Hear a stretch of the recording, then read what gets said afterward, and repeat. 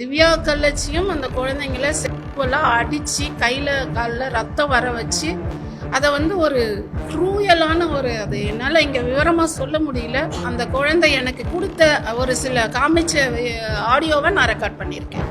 என்ன செஞ்சா நான் ஊருக்குள்ள போவா அப்படி நான் ஊருக்குள்ள போவா அப்படி நீ இப்ப எங்க இருக்க? பைபாஸ்ல தான் உட்காந்துட்டு இருக்கேன். என்ன பண்றதுன்னே தெரியலடா. எங்கேயாச்சும் போடா. எங்கேயாச்சும் போனா காசு யாத்தருவா?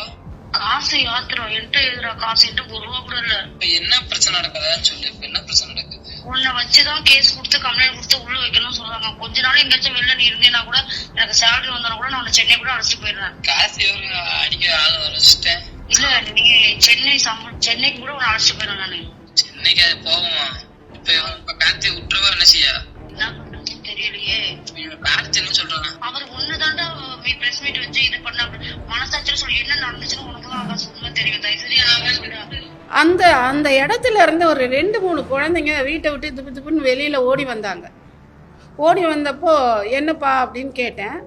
அப்போ அந்த குழந்தைங்க சொன்னது, எங்களை இந்த வீட்டில் அடைச்சி வச்சு இந்த லேடி எங்களை செக்ஷுவல் டார்ச்சர் அப்படி பண்ணுறாங்க, எங்களை தப்பான விஷயத்துக்கு யூஸ் பண்ணிக்கிறாங்க.